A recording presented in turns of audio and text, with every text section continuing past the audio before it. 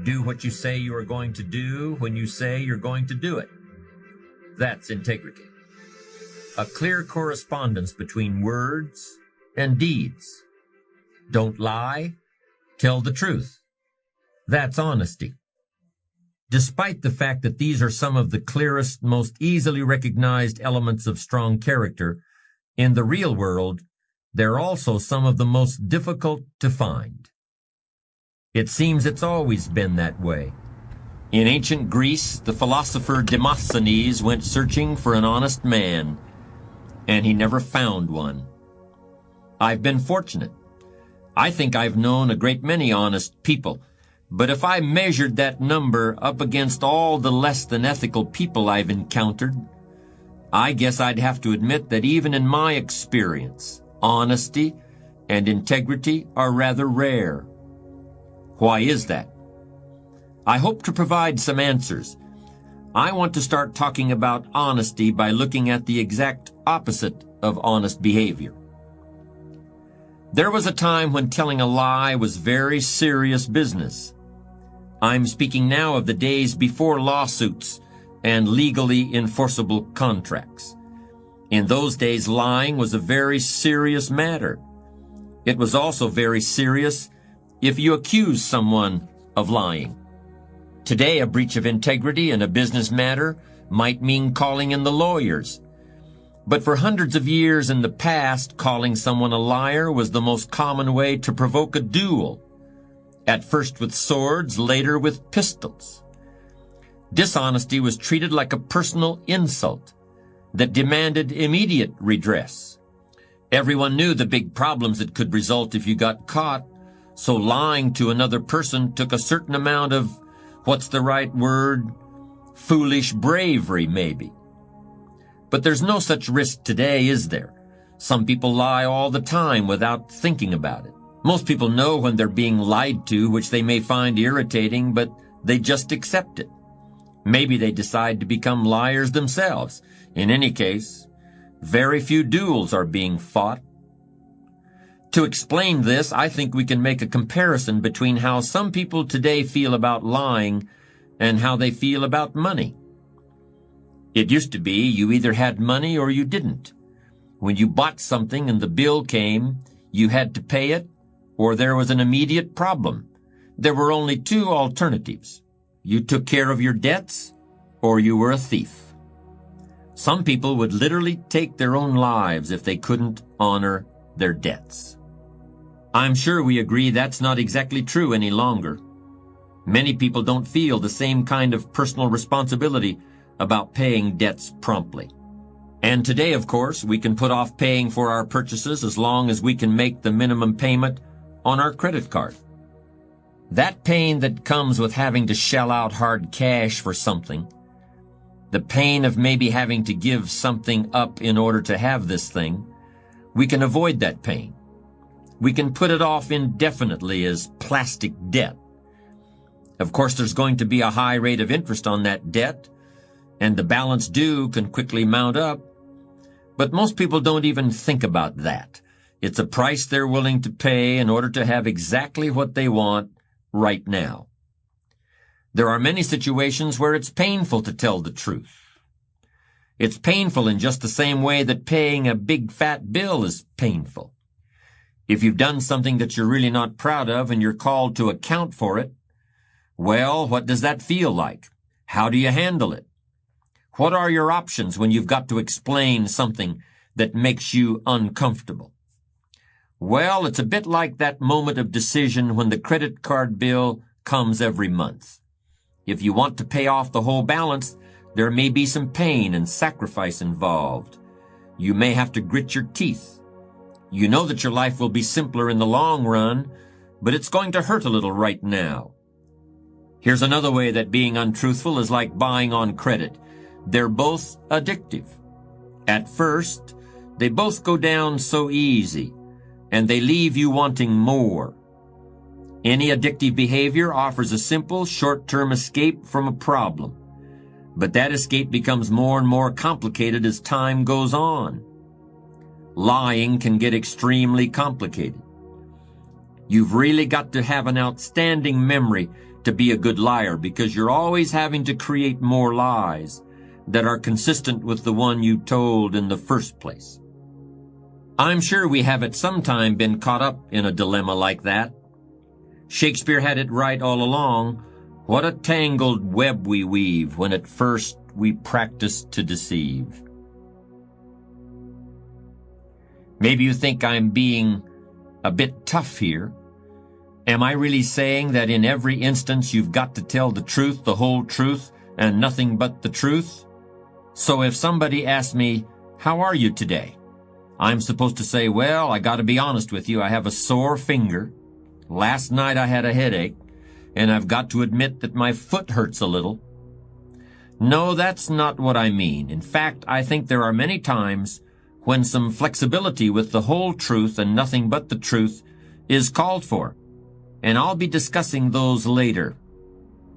Outright lying, however, planned lying, lying with an ulterior motive, lying for personal gain, that kind of lying is definitely something to be avoided. But untruthfulness is so tempting today, and I want to spend a little more time on it. I want to make a clear distinction between what I call foolish lying or silly lying or stupid lying and lying that is downright evil and poisonous to the character. Boasting, bombast, blarney, bragging, these are all the same thing. They're always floating around in the atmosphere, and they can affect you at any time like catching a cold. They're mostly harmless, unless you start building a whole personality around them, which has definitely happened to some people. Some other guy scored the touchdown back in high school, but you're watching the Super Bowl with your neighbor, and you say that you did it. That's pretty harmless. You really don't know Joe, the president of XYZ Corporation. You were just introduced to him one time, but the client you're trying to impress has never even shaken hands with Joe. So here's a chance to score some points. That's pretty harmless too. You're not really the creative director of your ad agency, you're the copywriter. I should mention that there's such a thing as boasting in reverse too. People who flaunt their frugality, people who poor-mouth, people who are oppressively ostentatious in their lack of ostentation. This is actually becoming a bit more common. Keep an eye out for it. All of this is childish trash talk, and it's usually spontaneous. It comes from succumbing to a moment of social pressure. It's not the kind of behavior that defines strong character, but even strong characters have been known to indulge in it. In any case, this kind of bragging and blarney should be distinguished from what I consider real lying. Real lying isn't like putting bills on the credit card. Real lying is like theft. In my opinion, a key element in this kind of real lying is the presence of planning and premeditation. If somebody is a supervisor in a corporation and he steals one of his subordinates' ideas and takes credit for it in the eyes of the CEO, that requires a whole chain of events and a conscious decision to keep the deception going through the various links in the chain. That kind of lying is theft. It's not only theft of the subordinate's idea, it's stealing from the CEO too. It's stealing the CEO's sense of reality. It's creating an illusion. If someone falsifies an earnings report in order to inflate the price of a company's stock, that's deliberately creating a mirage in the minds of the investors. In the real world, both these examples have happened, and many times lives and careers have been ruined. It's been my experience that those who engage in serious lying and unethical behavior get caught one way or the other. Usually the people who are being deceived awaken from the illusions that have been foisted upon them.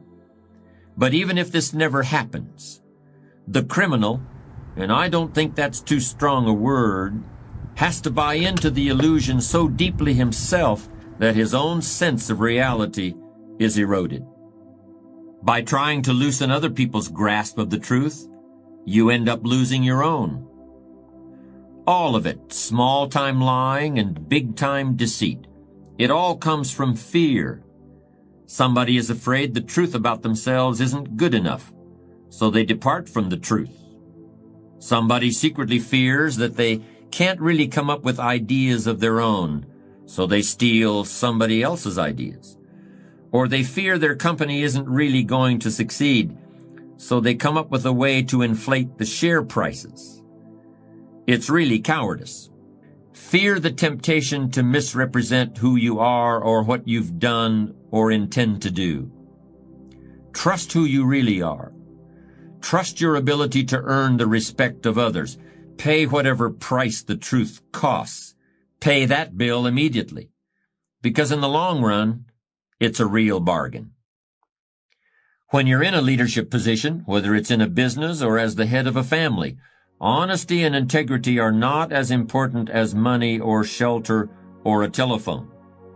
Honesty and integrity are infinitely more important than any of those things. They're about as important as having air and food and water. For a leader, honesty and integrity are absolutely essential to survival. A lot of business people don't realize how closely they're being watched by their subordinates.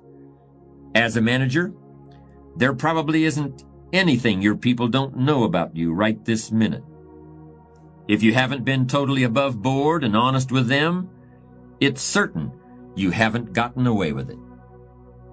But if you've been led to believe that you've gotten away with it, it's most likely because people are afraid of you. That's a problem in its own right. But there's another side of the coin too. In any organization, people want to believe in their leaders. If you give them reason to trust you, they're not going to go looking for reasons to think otherwise. And they'll be just as perceptive about your positive qualities as they are about the negative ones. When you're in a leadership position, you have the choice of how you will be seen, but you will be seen one way or the other. Make no mistake about that. Leadership of a family demands even higher standards of honesty and integrity. And the stakes are higher too. You can replace disgruntled employees and start over. You can even get a new job for yourself if it comes to that. But your family can't be shuffled like a deck of cards. If you haven't noticed, kids are great moral philosophers, especially as they get into adolescence. They're determined to discover and expose any kind of hypocrisy, phoniness, or lack of integrity on the part of authority figures. And if we're parents, that means us. It's frightening how unforgiving kids can be about this, but it really isn't a conscious decision on their part. It's just a necessary phase of growing up. They're testing everything, especially parents. Once a parent has lost moral authority, it is very, very difficult to regain it. Studies have shown that children are extremely understanding about many things. If you accidentally step on a favorite toy, that will quickly be forgiven, if not forgotten. If you lose your job and the family has to move, they'll adjust. If parents just can't get along and decide to divorce, most kids can handle it, but they can't handle dishonesty. It can take many, many years before that will be forgiven. As a person of integrity yourself, you'll find it easy to teach integrity to your kids, and they in turn will find it easy to accept you as a teacher. This is a great opportunity and also a supreme responsibility, because kids simply must be taught to tell the truth, to mean what they say, and to say what they mean. There's an old saying, those who do can, and those who can't teach. But you really can't teach honesty unless you are honest yourself. You really can't teach integrity unless you also live with integrity. It's actually quite simple. Earlier I suggested that there might be some times when a certain amount of flexibility with the truth is appropriate. And I'd like to return to that now. Just as there is a difference between blowing hot air and premeditated dishonesty, there's also a difference between lying and recognizing the importance of diplomacy. How can you tell the difference? Your gut feelings will tell you. By the time we reach adulthood, I think most of us have extremely accurate ethical barometers built into our heads and hearts. We may choose to ignore what that ethical barometer tells us, but it's there nonetheless. So honesty is the best policy, but sometimes a little less than total honesty is even better. We've been talking mostly about the importance of honesty and integrity in dealing with other people, but I want to conclude now by focusing on what those qualities mean to your relationship with yourself. You might be surprised by the percentage of high-level managers and professional people who secretly know that they're presenting a false image to the world. The need to keep up appearances, the competition with peers, the pressure to make every year better than the last one, all this can make it very tempting to put on a mask. I'm not talking about just boasting here. I'm talking about creating a real split between what you're telling the world and what you know is the real truth about yourself. All the world's a stage, and to some extent we're all playing roles, but living with honesty and integrity can make it all a great deal easier. We all know people who have gotten ahead as a result of dishonest or unethical behavior. When you're a kid, you think that never happens. But when you get older, you realize that it does. Then you think you've really wised up, but that's not the end of it. When you get older, you see the long-term consequences of dishonest gain, and you realize that it doesn't pay in the end. I've seen people who have made millions with questionable business tactics, and I've also seen a higher percentage of health problems among those people than any insurance actuary could possibly account for. I've seen people who decided to sell out their friends or their business partners in order to cash a big check, and those people wind up looking 20 years older than their age.